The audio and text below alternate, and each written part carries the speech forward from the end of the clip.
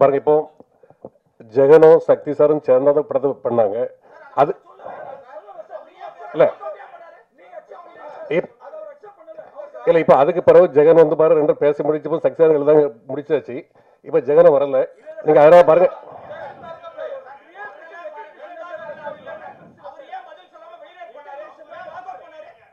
இல்ல அதான் ஜெகன் வந்து அக்செப்ட் அந்த அது பிரச்சனை முடிஞ்சிட்டு நீங்க முடிஞ்ச பிறகு அந்த பிரச்சனை இப்போ இப்போ பாருங்க இப்ப ஜெகன் வந்து பாருங்க இந்த கம்ப்ளைண்ட் கொடுக்கவே இல்லை. நீங்க அதனால பாருங்க அதனால இந்த படத்துக்கு பிரச்சனை பண்ணாதீங்க.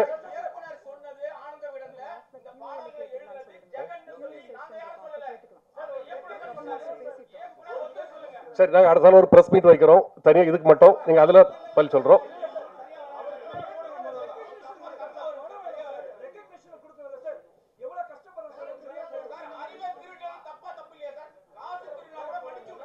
இப்ப பாருங்க இங்க ஜெகனும் இல்ல டைரக்டரும் இல்ல. நீங்க பாருங்க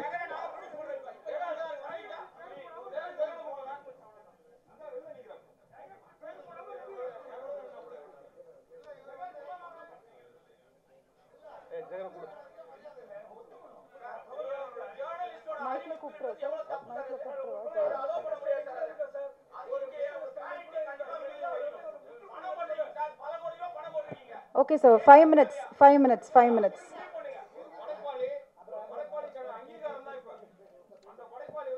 இல்ல சார், we respect. கண்டிப்பா உங்க எல்லாரையும் நாங்க ரெஸ்பெக்ட் பண்றோம். ஒரு 5 minutes. 5 minutes.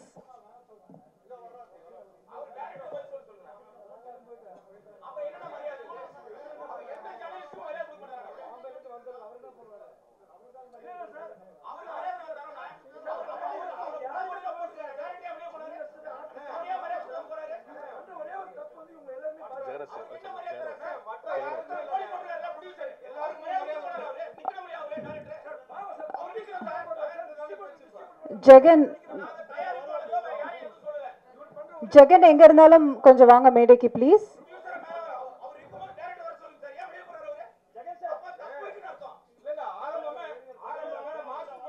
ஜெகன் ப்ளீஸ் எங்க இருந்தாலும் மேடைக்கு வரும்படி கேட்டுக்கொள்கிறேன். ஜெகன் ப்ளீஸ் ஸ்டேஜுக்கு வாங்க.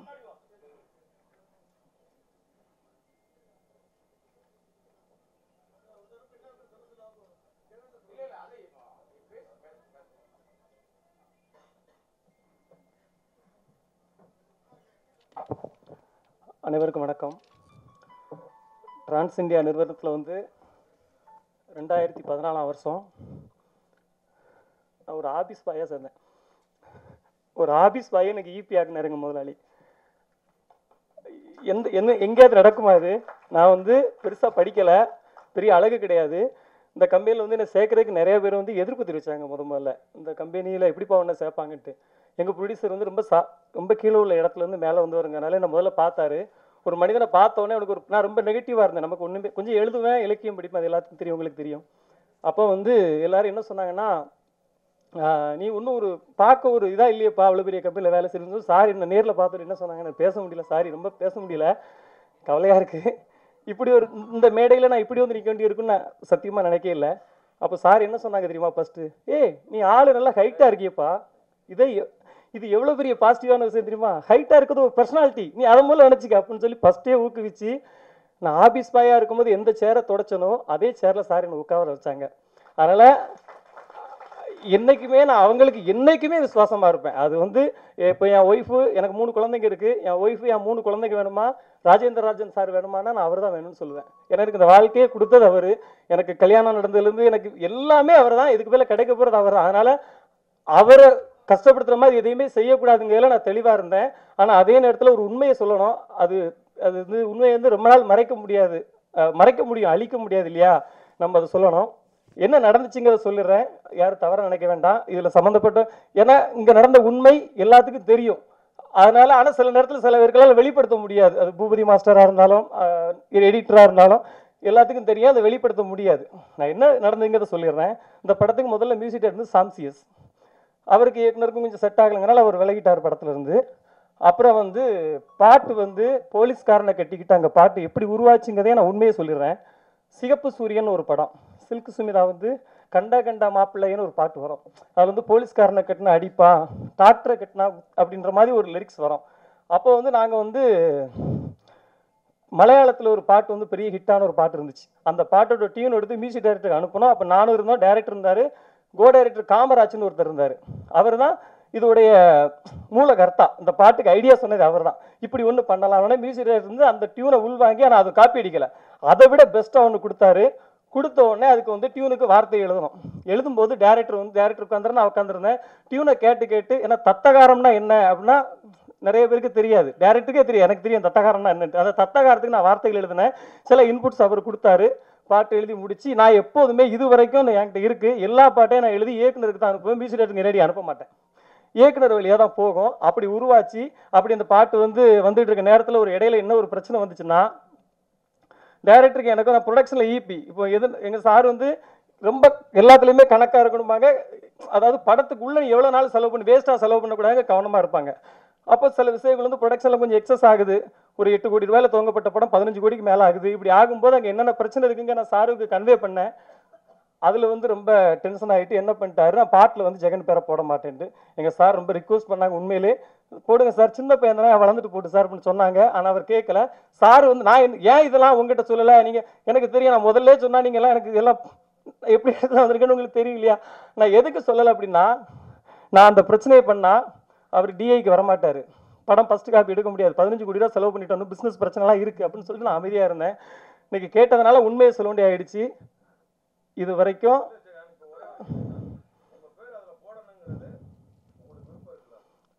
நான் கண்டிப்பா கண்டிப்பா கண்டிப்பா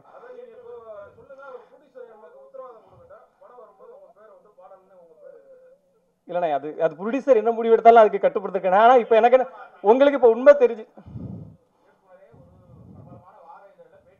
ஆமாம் ஆமாம் ஆமாம். நான் சொல்கிறேன் உங்கள்கிட்ட யாருக்கிட்டையாவது நான் சொன்னேன்னா இது வரைக்கும்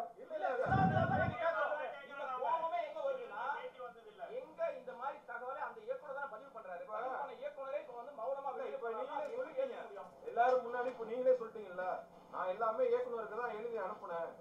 ஏன்னா இயக்குனர் ஓகே பண்ணி தான் மியூசிக் டைரக்டருக்கு போகணும். இதுதான் ரூல்ஸ். பணம் எடுக்கிறது பிரச்சனை இல்லை, அறிவை தான் எடுக்கக்கூடாது. அது ரொம்ப ஒரு படைப்பாளியா உங்களுக்கு அங்கீகாரம் வேணுங்கிறது சக பத்திரிகையாளரா நாங்க இப்போ கோரிக்கை வைக்கிறோம்.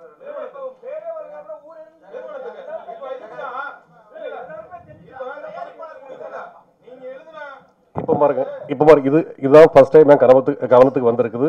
நீங்கள் இதை பேசிட்டு போயிட்டு இருக்கு. இந்த ஃபங்க்ஷன் முடியாது.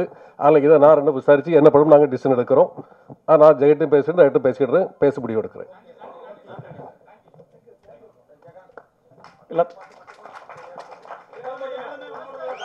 ஆமாங்க, ஒரு 4 பாட்டு மெயினான பாட்டு. அந்த பாட்டு 4, 3 ஒரு சின்ன சின்ன பாட்டு 4 வரிகள் தான் வரும். அது இயக்குனரே சொன்னது தான். ரொம்ப நன்றி, ரொம்ப நன்றி. அதாவது தரணியது அழிந்தாலும் சத்தியம்தான் அழியாதப்பான்னு ஐயா வைகுண்டர் சொல்லுவார். அந்த சத்தியத்துக்கு சாட்சியாக நீங்களாம் இருந்ததுக்கு ரொம்ப நன்றி. என்னால் யாரும் மனவருத்தப்பட்டிருந்தா நான் பாதம் தொட்டு மன்னிப்பு கேட்டுக்கிறேன். நன்றி. எல்லாருக்கும் வணக்கம். அண்ட் ஜாலியோ ஜிம்கானா ஃபஸ்ட்டு என்னோட நன்றி ப்ரொடியூசர் சாருக்கு சொல்லிக்கிறேன். ஏன்னா இந்த மாதிரி ஒரு கதையை ஓகே பண்ணுறதுன்றது ஒரு கட்ஸ் வேணும். அந்த producer sir very passionate and very brilliant. Scene எடுக்கும்போது கூட இப்படி ஆராய்வார், அதெல்லாம் ஆராய்ஞ்சு இப்படி இருந்து அப்படியெல்லாம் சொல்லியிருக்காரு. அது ஃபுல் ஆஃப் பேஷன் அவர் ப்ரொடியூசர். ஃபர்ஸ்ட் ஆஃப் ஆல் ப்ரொடியூசருக்கு இப்படி ஒரு ப்ரொடியூசர் நம்ம தமிழ் இண்டஸ்ட்ரி. எனக்கோட ஆக்சுவலாக 4வது படம்ன்ற ஒரு படம் எனக்கு தெரியும், பட் 4 படம்ன்றது எனக்கே ஒரு ஆச்சரியமாக இருந்துச்சு. அண்ட் இப்போ இன்னும் நிறைய படம் எடுக்கிறாரு. So my best wishes sir. உங்களை மாதிரி ஆளுங்க டெஃபினட்டாக தமிழ் இண்டஸ்ட்ரிக்கு தேவை. Thanks for this film also இருக்கு. அப்புறம் சக்தி சிதம்பரம் ரொம்ப வருஷமாக நமக்கு தெரியும். நம்ம இப்போ டைரக்டரு அந்த மாதிரி இல்லை, நல்ல ஒரு ஃப்ரெண்ட்ஷிப்பில் போயிட்டுருக்கு. அண்டு இந்த படம் அதே மாதிரி ஃப்ரெண்டுன்றதுனால எதோ எல்லாம் சொல்கிறல, அவர் நல்ல கதையெல்லாம் கொண்டு வந்தார். இது ஃபர்ஸ்ட் ஆஃப் ஆல் அதான் அவர் சொன்னார்ல அந்த கதை எப்படி வந்தது அப்படியெல்லாம். Thanks to Sakthi also. And wonderful screen play. First of all இந்த படத்துக்கு ஸ்க்ரீன் பிளே எனக்கு ரொம்ப பிடிச்சிது, அதனால தான் நம்ம பண்ணோம். Thanks to Sakthi also. இப்படி ஒரு கேரக்டரை எனக்கு கொடுத்ததுக்கு ரொம்ப நன்றி. அண்ட் தென் எடிட்டர் நம்ம இதுக்கு முன்னாடி கூட அவர் பண்ணோம்ல. ஸோ அந்த படம் and brilliant work Niranjan. Bhoopathi நம்மால் தான். My best wishes. இன்னும் நிறைய இருக்குது உங்களுக்கு. அண்ட் அஸ்வின் ஏற்கனவே இன்னொரு படம் பண்ணியிருக்கேன். அந்த படத்துலையும் நல்ல சாங் இருக்குது, அது வரும் கூடிய சீக்கிரம். இந்த படத்துலையும் ஆக்சுவலாக நான் எதிர்பார்த்ததோட நல்லா ரீச் ஆகிருக்கு. Very good Ashwin. இன்னொன்று நீங்கள் நிறைய போக வேண்டியிருக்கு. Wonderful job. My best wishes. And Robo Shankar first நம்ம பேக் டு ஃபார்மில் வந்திருக்காரு. I am so happy and very எல்லோரும் சொன்ன மாதிரி full of talent, bundle of talent. Nice working with you Robo. அப்புறம் கேமராமேன் தான் ஃபஸ்ட் டைம் நான் ஒர்க் பண்ணுறேன் கணேஷ்கிட்ட.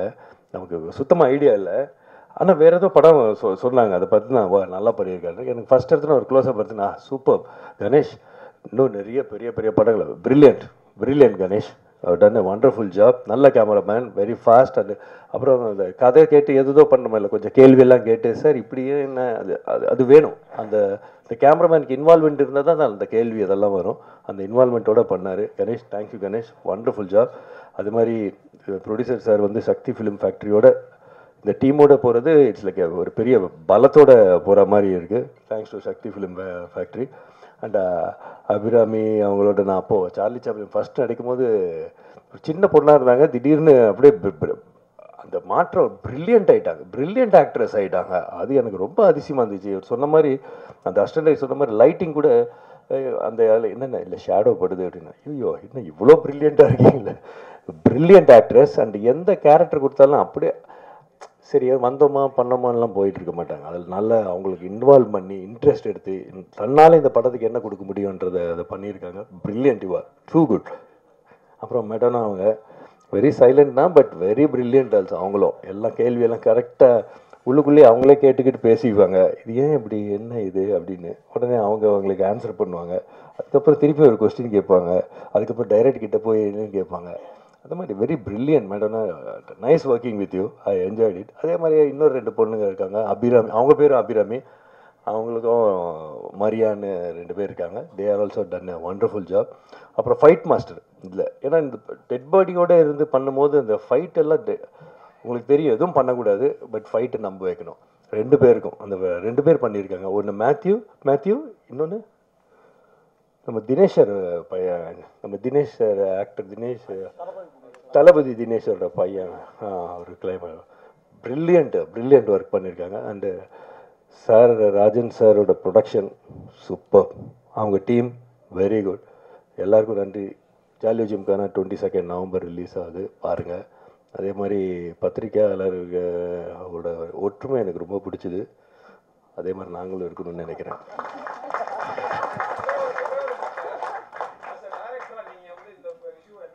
ஆக்சுவலாக அவர் சொன்னார் ஜெகதீஷ், எனக்கு கொஸ்டினை கேட்டுட்டு அதான் இல்லை, ஆக்சுவலாக எனக்கு இப்போ தான் தெரியும். ஜெகதீஷ் சொன்னார் எல்லாருக்கும் தெரியும், எல்லாருக்கும் தெரியாது ஜெகதீஷ், எனக்கு இப்போ தான் தெரியும். இது எப்படி இப்போது இது நம்மெல்லாம் ஒரு டீமு இல்லைங்களா, நீங்கள் அவருக்கு இன்வால்வ் பண்ணுறீங்க. இப்போ எப்படி நான் ரியாக்ட் பண்ணுறதுன்னு எனக்கு தெரியலையே. உண்மை தானே இல்லைங்களா? நீங்கள் உங்கள் சைடில் இல்லை, உங்கள் வீட்டில் ஒருத்தர் ஏதோ இருந்தால் நான் என்ன இப்போ சொல்கிறது அப்படின்னு இருக்கோம். அதுதான் சொல்கிறேன். நம்ம அப்புறம் இல்லை சரி, நான் வந்து டைரக்டராக மேட்டர்லாம் சொல்ல மாட்டேன். உங்களை எல்லாரும் எனக்கு பல வருஷமாக தெரியும், இல்லை பல வருஷமாக தெரியும். அந்த மாதிரி தான் நீங்கள் நான் சின்ன வயசுலேருந்து பார்த்து பெரியவங்கள பார்த்து, இப்போ நீங்கள்லாம் சின்ன வயசில் நான் பெரிய வயசாகி அப்படி பார்க்குறேன். இது என்னென்னா கரெக்டு தான், நீங்கள் உங்கள் கோபம் கரெக்டு, அவருக்கு என்னவோ இருக்கும். இது வந்து இல்லை தப்பாக நினச்சிக்காதீங்க, அப்படி ஆரம்பிச்சிருக்கூடாதோ அப்படின்றது தான் கரெக்டு. பட் அதுக்குன்னு ஒரு அவரை தனியாக கூப்பிட்டு ஏன் இப்படி பண்ணீங்கன்னு அவங்க கிட்ட, இது வந்து நம்ம ப்ரொடியூசர் சார் அவ்வளோ கரெக்டு தானே? இல்லை கரெக்டு.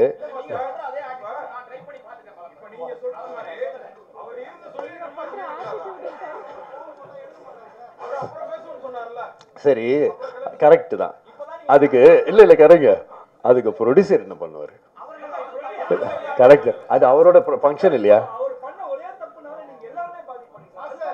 இல்லை எதுக்கு பாதிப்பு? நீங்களாம் நம்ம ஆள் தானே, நீங்கள் என்ன நம்ம சிச்சு அப்படியெல்லாம் நினைக்கிறது.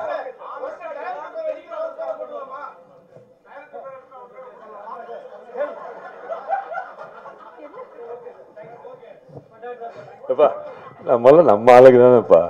சரி ஓகே, உங்க ஒரு இதில் உங்கள் ஹீட் ஆகுது எல்லாமே, டைம் வில் ஹீல். ஓகே தான், எல்லாருக்கும் தீர்வு இருக்குல்ல எல்லாத்துக்குமே. எல்லாம் ஆமாம், தேங்க்யூ. இல்லை அது என்னவோ ஏதோ டைம் தான் ஹீல் பண்ணும். அது நீங்கள் பார்த்துக்கோ நீங்கள் பார்த்து. Okay, thank you.